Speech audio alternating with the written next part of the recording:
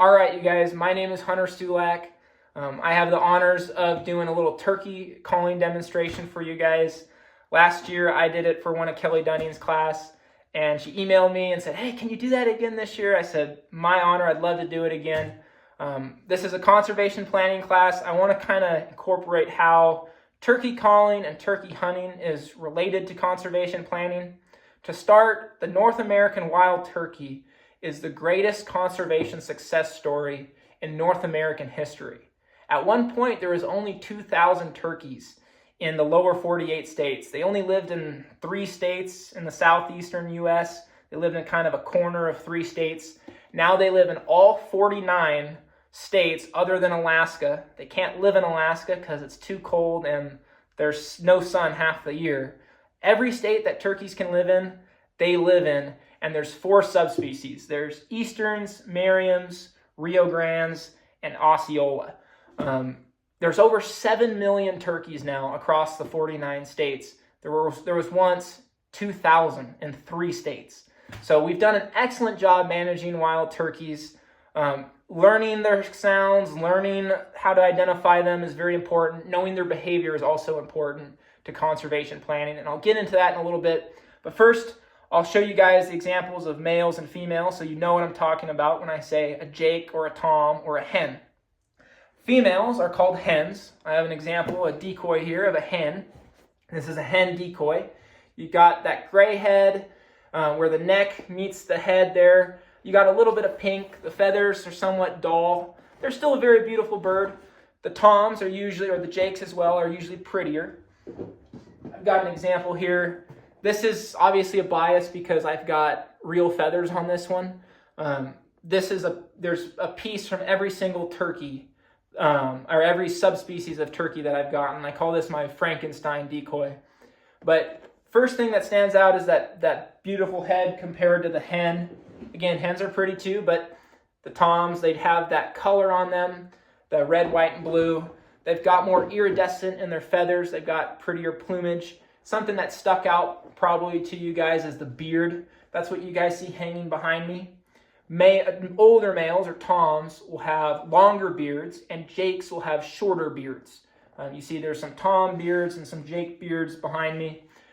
This would be considered more of an older jake or a younger tom, kind of in between.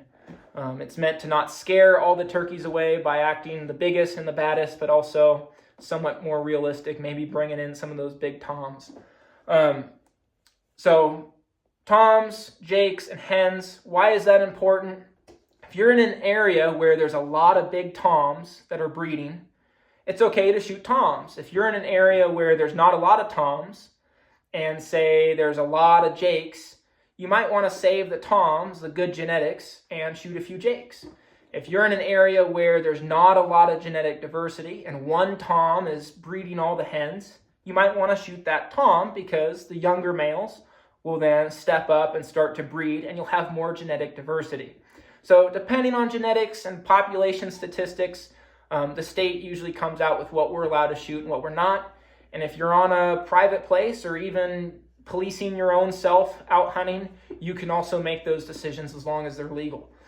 Something interesting about the beards, hens can also have beards, not all the time, it's rare, but some hens can have beards, and it's interesting how each state treats those beards. Now, tom usually has the big beards, jakes will have smaller beards, hens can also have beards. In the state of California, where my home state is, where you see the Rio Grande turkeys, the hens will sometimes grow beards as they get older. And there's some scientific studies that back up the fact that it's due to the lack of estrogen. When they get older, they lose estrogen and a little bit of testosterone that they have in their body takes over. They start having more male qualities. In other words, they kind of go through menopause. I know that sounds weird, but turkeys don't go through menopause, but they do similar effects as they get older. And California's regulations for spring say you're allowed 3 bearded turkeys. That can include a bearded hen, because theoretically those bearded hens, they cannot breed. Now, in the state of Montana, Idaho, and Wyoming, where the Merriams live, they say it's more genetic. There's a lot of evidence that shows a hen turkey that's a Merriam's turkey in Montana, Idaho, or Wyoming, a lot of those bearded hens can still breed. So in the regulations for Montana and Wyoming, it says one male turkey. It doesn't say bearded turkey. Most states can also shoot hens in the fall. If you're in an area where there's a lot of hens and they outnumber the toms or the jakes, if it's the fall, you might want to maybe shoot a hen. Just like cow seasons or doe seasons in most states, they have management. You can buy a doe tag for a doe hunt or a cow tag for cow elk hunting. Because as we know, if you look at a group of elk, a lot of times there's a lot of cows and just one or two bulls. There's an excess amount of cows. They allow people to shoot cows. And a lot of states allow people to shoot hens in the fall. So that's tom, jake, hen. Now to go to the stuff that everybody's interested in. I've got two types of calls. There's diaphragm calls that use air, and then friction calls that use friction. I've got two diaphragm calls. I've got a gobbler, so everybody loves hearing that gobble sound. You've got your diaphragm call or your mouth call.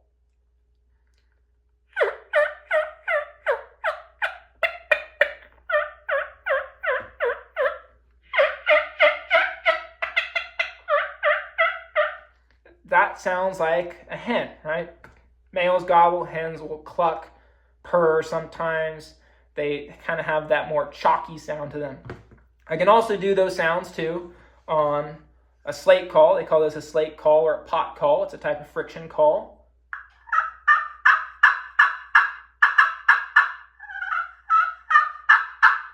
This is called a squawk box. My dad loves these. I say he cheats by using these because they're really easy to use. Then there's the box call. It's more loud for if they're far away.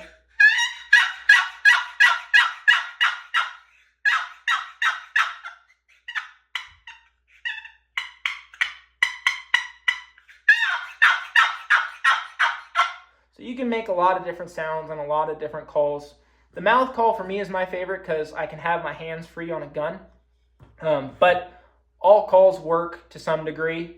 Now, last year when I was doing this presentation, I didn't mention why, to me and a lot of other hunters, why turkey hunting is so unique.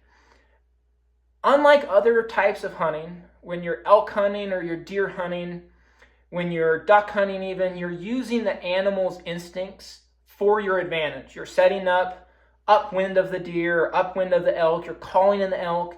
The elk's curiosity is going to bring that elk in. When you're duck hunting, you use decoys and you call. You're using the animal's instincts for your advantage. When you're turkey hunting, every bit of that animal's instinct is against you. A turkey's instinct is to sit in an open field, strut. They strut their stuff, they put out their fans, and they gobble. They want the hens to come to them. So no matter how good I sound as a hen, he may think I'm a hen, and he may not come to me. Because he's going to call, I'm going to call, he's going to call, I'm going to call, and he's going to say, why isn't she coming to me? And it's hard to sneak up on a turkey in an open field where they can see all the predators and they're comfortable. The girls can see them and they can see all the predators. It's hard to do that unless you're maybe hiding behind a decoy. So calling turkeys in is unlike any other type of hunting. I have a few methods that I'll show you real quick. The first method is kind of the hard to get method. If I hear a turkey gobble, here's a simulated, if I hear a turkey gobble, a lot of guys, they'll call like crazy.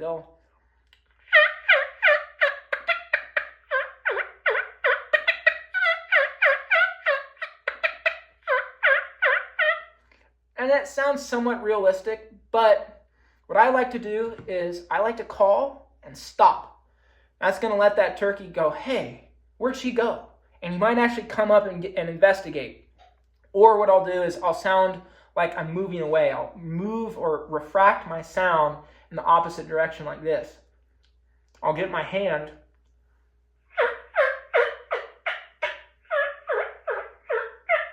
and I'll sound like I'm walking away. And it gives them some sense of urgency to come to me. So that's the first method. That usually works if they're alone. The second method is the girl's girl method. That usually works if they have hens with them. A smart turkey, just like a smart man, isn't going to leave his hen or his lady to go across a field and into a ditch and over into a tree line and maybe get killed by a predator just to chase another hen. He's got hens with him or a hen with him. So in that case, what I would do is maybe try and call the hens in. The girl's girl method, right? You're being a girl's girl. You're being one of the hens. You're trying to call the hens in. What I do when I do that is I act like a younger hen that's lost. So instead of that raspy, or you'll hear it on this, instead of that sound, what I'll do is I'll sound like a hen that's kind of like losing her voice or is finding her voice. We all went through puberty where our voices were cracking a little bit. It's kind of like that. So instead of that raspy, I sound like this.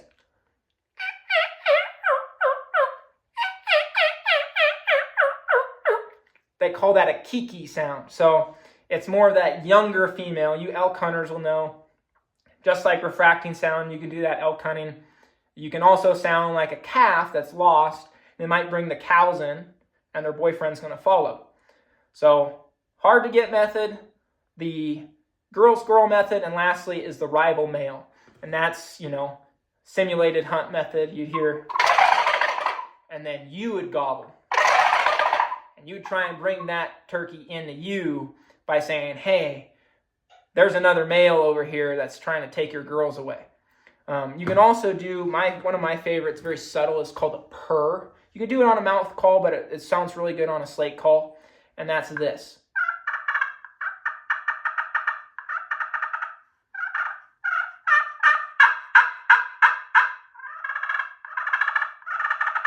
What that is pretty much two jakes or two younger males surrounding each other and getting ready to fight. They start purring at each other.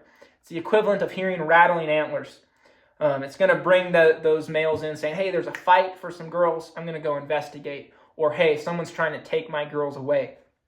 So hard to get method, the girl's girl method, and then the rival male method. I usually save the rival male for last because it might scare some younger males away. But that concludes all the turkey. Again, I got the gobble. I've got the mouth call, which you've heard, the slate call, box call, and then the squawk box. Thanks again for listening to me, you guys. I appreciate it. If I haven't met you guys before, if you guys are new students to University of Wyoming, or if I haven't met you yet, if you guys are new grad students, I'm happy to take you guys out turkey hunting and to meet you guys this spring. I am in Montana right now teaching hunter safety, but I will be there next spring to meet a lot of you guys.